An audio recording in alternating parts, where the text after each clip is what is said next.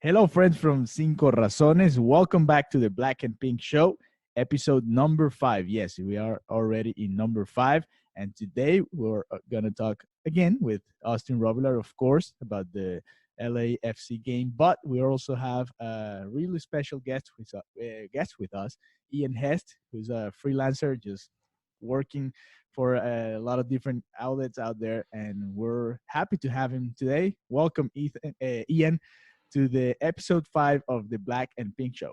Thank you for having me. Yes, it gets confusing with Ian and Ethan, right? Yes. And you said the autocorrect always gets your last name to Heat, right? on the phone, yes. Yes. It changes Hest to Heat. Ethan Heat. That'd be quite the name, huh? Yeah. It happens. I know. So, guys, we're gonna talk again a little bit of a review of what happened in the MLS debut of Inter Miami. I know it was an exciting moment for soccer in South Florida, and I want to know how you guys felt about it. We heard Austin talk about it a little bit. We want to hear what Ethan felt and what he felt in that moment, that special moment for Inter Miami for soccer in South Florida. Ian? Oh, okay. Sorry, I didn't know that it was on me. No, it was amazing. It was super exciting. Obviously, I think for every single person who it has grown up with this, right? I mean, yeah. I was born down here and I grew up playing down here, and so you go through the fusion days and the highs and the lows of that, and then the whole buildup of this. It's real and it's tangible and it's stuff that you can now hold as your own. It's stuff that really it is ours, is what I like to say. We have something of our own, similar to every other sport in this town, right? Similar to the Dolphins, or the Heat, and the Marlins, the Panthers. And so that moment of just kicking off a ball was so important and so lovable that it really makes you happy. And then to see how well the team performed. I mean, this is as tough as it gets, right? At LAFC in your very first game, at the best team in the very first game is as tough as it can get.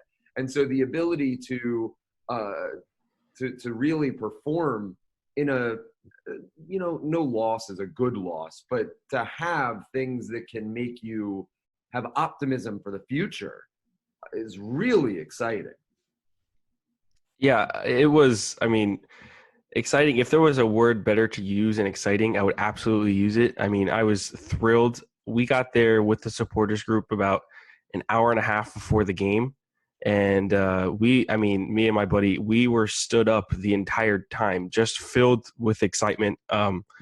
So, it was probably the most I've ever been excited for a single event in my entire life, being out there.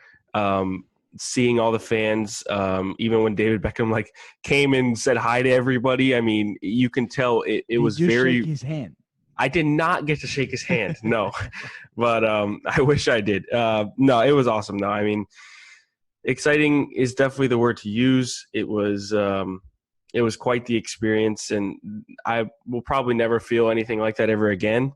And I'm extremely glad it's here. But we do have to get to business. We do need to talk about the game in full because we have a full season ahead. So, Ian, I know that you were looking at the game very closely, and I want to get down to some of those tactics that we showed, that we've used, and some of those advanced stats that you were looking at, because those are pretty important. But let's first start with our style of play. What did you notice from that? Well, what I noticed, I was at the game in Tampa as well when they played the Tampa Bay Rowdies. Okay. And it was remarkably different from what they had tried to do there. Diego Alonso has been very fluid in his ideas of tactics and formations throughout his career, both in Monterrey and Pachuca, and it's worked out very well for him. And you saw that in the game on Sunday. And I think that one thing that you can take away from that is expect a very strong, formidable defensive outlet. This is one of the best defensive teams, if not the best defensive teams in the league. Now, there's a good and a bad to that. The good is that guys like Ben Sweat and Alvis Powell aren't required to play as much in an attacking role. But the bad to it is that it creates sort of this gap in between the midfield where you almost had 6 players that were playing defensively, and then the 4 guys up top, Will Trapp and Victor Ulloa, very much sitting back and not going forward. And when Ulloa did go forward, he didn't have a very good game, to be honest with you, probably rated the lowest of anybody on the pitch. So it creates this sort of block between the defense and the attacking style. And it left guys who are learning. I mean, let's be honest, Robbie Robinson's a kid who left college early, and now he's playing in his first professional game on day 1. So it leaves guys like that could probably use a little more support on an island, and they have to figure it out. A lot of times you saw that play where there's a cross and there's no one in the box to be able to hold it up. And those were the opportunities that were lost a lot. On the back end of that, it looks really well because numbers defensively are always in Miami, almost always, if not always, in Miami's favor. And so if you can appreciate that style of play, if you like that style of play, sometimes it gets called parking the bus. It's not parking the bus. It's very much. To win, you have to defend, right? Right. I mean, Ray Hudson likes to say this quote, and I love it. He says, when the ball gets kicked off, you make a choice. Either you say, if I don't score, or if I don't allow a goal, I can't lose. If I don't score, I can't win. So what choice are you going to make? And whatever choice that is what Inter Miami is going to do. That is interesting. You talked about Sweat and Powell. I do want to start with them because I think our center backs were pretty quality. But Figal was my man of the match for us. I think he was, unbelievable. I'm very excited about him. Torres, he started off a little shaky for me, but he stepped it up and showed that he was, the solid guy we all thought he was. But let's talk about the two wing backs here, because going forward, Powell could not make a pass to save his life. And defensively, it wasn't the greatest performance by him either. And I don't know if I totally liked what I saw from him. I kind of expected a little more of him being a Jamaican international and having, some of the experience he has. I'd want to ask you, just on that right side, do you expect Alonso to start Nealis in the next game, our draft pick? I love Dylan.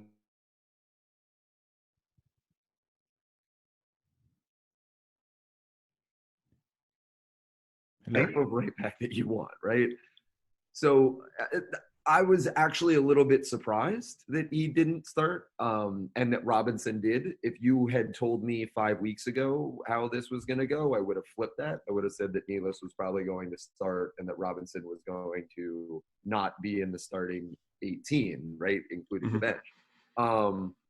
There's a logjam there at right back. I mean, let's throw AJ De La Garza into that mix. I don't really know what you do. Powell, he struggled. We just have to put it honestly. He was clearly not ready for what everybody else was doing. He did have a very good block on a shot that I think it was Diego Rossi took from the left wing. It was after a couple of shots. Yeah, he also got, crossed up on the goal. And the goal was class. We should call it what it is. But, you have to have a question there. If Inter Miami has a question, the biggest one right now, other than at striker, but that's for obvious reasons because of injury, the biggest question right now is what do you do with those 3 guys at right back and who is going to really take the reins of the role? And when it comes to Ben Sweat, being at the game, I genuinely saw this improvement between the first 25 minutes and the last 65. I guess those nerves, you can say that about almost every player. Those nerves in the first 25 minutes were definitely showcasing themselves. But Ben Sweat, for me, I think some people were, ridiculing him. But for me, I genuinely think he will be solid back there going forward. I don't know if he's that kind of player, and I don't know if we're actually going to need that as much from him. Hopefully we can rely on other people to go forward, starting from the back if we need to. But I think Ben Sweat, for me, is a quality left back that we're going to be able to rely on.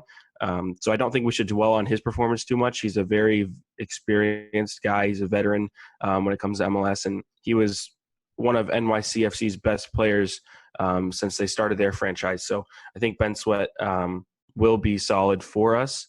And we'll move on into the midfield with Trapp and Ulloa. What did you see from Trapp and Ulloa that can be improved on, other than, you were talking about how they were playing close to the fence and not being able to get forward, and when Ulloa was going forward, it wasn't the greatest from him. So what can be improved there? Well, Trapp had a fantastic game, and honestly, I was looking at some of the advanced stats, and his creative play was clearly the best of everyone. I look at expected goals and expected assists, which are these sort of advanced stats that you can use per 90 minutes. So if you're on the field for the whole time, and Will Trapp had the highest of anybody in the entire game at 0.57. That means that basically he was, if Miami were to score 2 goals, one of them would have been directly created by Will Trapp's play. And so that was admittedly a little surprising to me. I didn't see him involved in the creativity that much, but clearly he was. Ulloa it was rough at times. I mean, a lot of the turnovers, he had more turnovers than anybody. And you can say maybe that's the role of playing a number 8, is you're going to be on the ball so much that that this is going to happen to you. If I have the ball more than anybody else, I'm going to turn the ball over more than anybody else. That's just a fact of life. But I don't know. For me, it was very, very difficult at times to see how he wasn't able to connect that ball that was coming from Figal or Torres through up to Pellegrini or Pizarro or Robinson or Morgan, right? He is supposed to be that connection point. And for me, I didn't see a lot of that. I saw a lot of, honestly, in the preseason, the team did not play a lot of long balls or diagonal crossing or those things that you saw during the first game. I don't think Diego Alonso, that's not his go-to tactics. I don't remember a time or anything or any of his teams being known for that kind of play. Those long balls, I didn't expect it at all. Right. Everything on the ground, right? Everything short, quick pacing. And you saw a couple of those times where Figal or Sweat or Torres are throwing these long over-the-top balls, or that Pellegrini or Morgan, more than anybody, Morgan was crossing like heck. You're like, wait a minute, this isn't how you play. Why are you doing this? And I think that was because Ulloa just wasn't bringing the ball through the midfield like we had hoped or like we had expected. I hope that can change, and he still is a quality player, but it wasn't a connection point in the game. That's important because we are potentially going to get Almendra from Boca Juniors, and he could be that box-to-box midfielder that will be able to connect with Pizarro or people out on the wings from those, passes from the center backs or the wing backs. So look out for that. And I think that if we do sign Almendra, he slots right into our starting 11 perfectly, and with our style of play, I think he would fit that very well. Yeah, whose spot would Almendra take? Ulloa, I think. Yeah. All right, and what would change in the style of play if Almendra gets to start? Well, I think that you'd go back. I don't know. I think that the style of play stays exactly the same. He fits very well with what they're doing. In theory, Uoa does as well. It just didn't work on Sunday. And Yeah. are we being a little too critical? I mean, he's going up against a 4-3 it was the first with game. the best team in the league. Like, so maybe we're being a little harsh on him. And we'll see on Saturday, right? Because that's a lot better, Matchup, I think, indication, of what he will offer. Right. So what are we expecting from the next game? All right, we went through the debut. We got that out of the way against one of the hardest team in the league. So they had that excuse, if you would, of, hey, they can lose. It's fine. Their first game. It's at LA. Now they're gonna go and face a team that lost their first game too. It's a team that should be a little more even with them. So what should we expect for Saturday's game against the DC United? I think that it's that big sigh of relief, right? It's that big weight off your chest. Everybody can relax a little more now. Yeah. It's not as tough an opponent. DC, still a quality squad, so let's not get it wrong. Home field advantage in MLS is still massive. I want to keep telling people that because it is such a huge thing. Like, we are favored. SPI gives us a favored rating in every single home game that Inter Miami plays this year. Home field advantage in MLS is way bigger than it is in like the European sides. And part of that's travel, part of that are extenuating factors. But so you are a underdog when you're on the road, a majority, if not all the time, in MLS. I do think, though, that there are points to be had. I think that, more importantly, there's a goal to be had, right? We want to have that feeling of a goal. And Rodolfo Pizarro, to be honest, should have had one. And not just on the eye test, but on the stat test, right? Like, everything indicates that he should have scored in that game. I think I can remember two clear chances of him scoring. One that just went right. It went just past the post where he was diving forward from a cross, and then there was one after a cross that was bouncing, and he just hit it a little too soft. And Vermeer was, he had a very good game. There were three quality chances that were the two that you just mentioned, and then the one that was immediately after that, where it was a cross in from Morgan. It went over everybody. Pizarro shot it. It was saved, but he got the rebound, and he crossed it in the box, and Figal got the header. Yeah. And that was the one that really should have gone in the back of the net. And so you want that feeling. You want that joy. You want that passion of a goal. I would expect Inter to get one on Saturday. That would be, let's get on the board. Let's have something to our name and go from there. And I've said all along that if they get 4 points in the first 4 games with how difficult it was, that would be considered a win. That would be the moving forward. Okay, now you can start racking up points. These first 4 matches are so difficult that in order to have a playoff run, you really need to get sort of anything out of this. So a point, wonderful. 3 points, ecstatic. But, just get on the board, right? Let's have something to move forward with. I totally agree with that. I think that, the part of the tactics that, we talked about the long balls and going over the top so much. It might have had to do, and I was just thinking, it might have had to do with, Robbie Robinson being such a big body. I mean, he is tall, he is big. There were times you can see him shielding off the LAFC center backs. I think there was one chance where he had it inside the box, but I think he mishandled it, where he completely just had his back to a defender. The defender was right off of him, and he had a shot, but didn't go through. But I think when it comes to DC, they looked defensively. I don't know.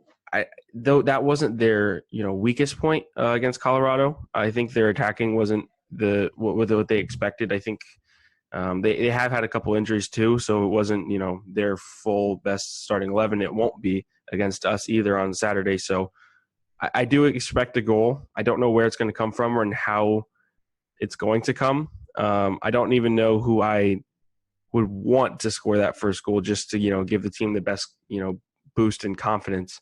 but I do expect a goal. I am expecting. I don't know. I don't want to give my prediction right now. We'll wait till the pregame YouTube video. But say it, Austin. Say it. We are on a listen, podcast, so you're not gonna send people to YouTube. Say it right now. I'm gonna say 1-1. Okay. I think our defense is good enough to hold down DC just like we did against LA, even though it did look shaky at times. But I do think we end up getting that goal. It'll be huge for the club, obviously, being its first ever professional goal. And I'll talk about the goal scorer. How about that? I'll talk about the goal scorer in the YouTube video. I'll save that for then.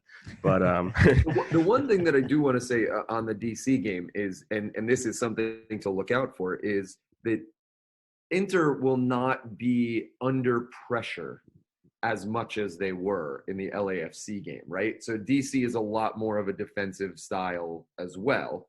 And they honestly, they try and score from the back. They try and score with Briand, with Burbaum, Steve Burbaum.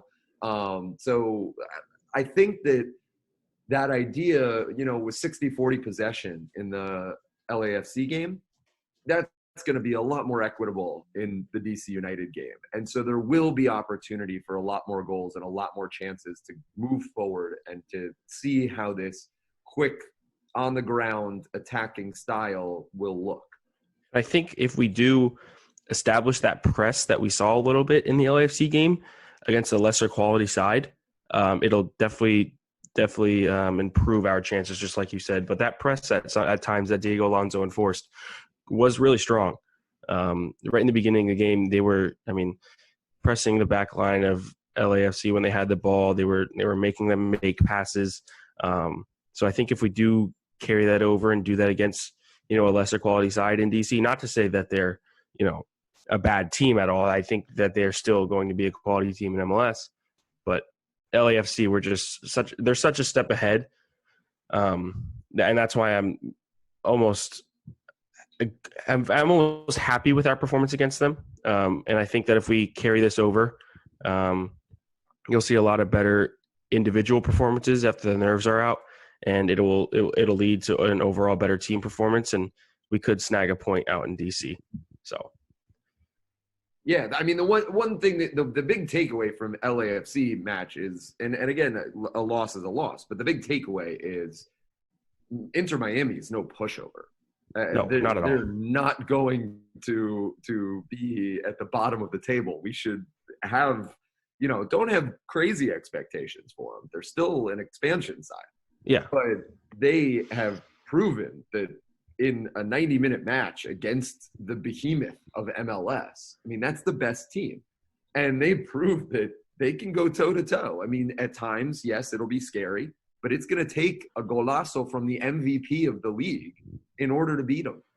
And that, I think, is really exciting. And fans should really feel good about that. Yeah, Ian, talking about excitement, possible MVPs, Inter Miami still has 2 spots for big stars. They said a lot about bringing players that would bring excitement to the fans, and those names are not here yet. But what do you think? Who could be, or if you know something, tell us, obviously. But who do you think they're going to bring? Because they need somebody maybe in the summer when all the European leagues are over. But we need somebody to try to bring more people to the stadium, right? I think that a lot of that has been overblown. So Messi or Cristiano? Yeah, right. Exactly. Neymar? We were having Neymar, Cristiano, and Messi as the 3 designated players at one point in time, right? So I just think that a lot of that has been a little silly, and we call it the silly season for a reason. To be honest, I think that Paul McDonough has done. I've been really impressed. I love talking MLS collective bargaining agreements, but that's boring and people don't like to listen to it. But the rules are very complicated, and they have filled up 2 of the 3 big name slots that they are allocated with Mati Pellegrini and Rodolfo Pizarro. So they do have 1 left that they can do over there. Okay. am really impressed how they didn't make Nico Figal that third spot, because I thought almost certainly he was going to have to be that. They worked the general allocation money around to make that work, which was a brilliant move. Really, really smart stuff. They have a lot of high salary guys. I mean, Lee Win is a max player. Luis Robles is close to it. Roman Torres is close to it. So they don't have a lot of cap room to be able to make a lot of this work. They've done a really genius job in how they've made a lot of it work so far. But I don't necessarily think that they need this, Edison Cavani that people keep throwing out, or what was or it James yesterday? or Falcao. Yesterday it was Daniel Sturridge. I mean, every single player in the I'm sorry for saying yesterday on a podcast, but every player in the world has been linked to this team. Yeah. That it's almost being used as a negotiating tool for all of the other teams to be able to keep their players. And so, I know that everybody wants a big name player. They want to buy that jersey, to have the name on the back and all of that. But it's all about the crest. It's all about the badge. It's all about the club. And if we focus on that and less about when is Cristiano Ronaldo going to have his, twilight of his career in MLS, then I think that that's for the better for us. Atlanta United was a perfect example of this. Mm-hmm. They went out and everybody said Miguel Almiron who, Joseph Martinez who, and they wound up winning an MLS Cup with it. And I think if we focus on that, it's for the better. Yeah, that's true. Ian, you want to give us your result for Saturday? Oh, wow. I'm not in the predictive business. I'm more in the analytic business. But, I'm excited for Saturday. I would say 2-1 Inter, honestly. Ooh, I like that. There you go, Austin. You have to give it a shot. On paper, Inter Miami is a better squad than DC United is. And so there should be a lot of excitement and a lot of attacking play that we didn't see in the LAFC game. And I think that there's opportunity there for Inter Miami. Right. All right. Well, Ian, where can people follow you so they can follow your work and all you're doing with Inter Miami and other teams in town? It's not at Ian Heat. It's or Ethan Heat, right? It's at Ian Hest, IANHEST, and I mean you can catch me all over the place. So you'll find me. You'll find me. All right, Austin, give yours too. We always forget to give Austin a shot too. Austin, get it. Go ahead. He took the 2-1, and I like that. I did say 1-1. I'm gonna go 1-1, a draw in DC. Yeah, and your handle. Oh, my handle. Share with your fans, please. Yes. At It's Arobi, ITSAROBI. You can follow me there. A bunch of the work that we do, a bunch of great Inter tweets. And you're going to be at DC at the game again. I will. And you will see another, look out for the YouTube videos, the pregame and the postgame stuff. Check that out on 5 Reasons Sports YouTube channel. I'll be there live from DC at Audi Field. So, yeah. There you go. So now follow Ian, follow Austin, and remember to subscribe to our podcast so you get a notification every time we upload an episode. So, Ian, thank you for being with us today. Thank you for having me. And hopefully we'll be back talking about more Inter Miami or other sports in town. Absolutely. Yeah. Thank you, Ian. I really appreciate it.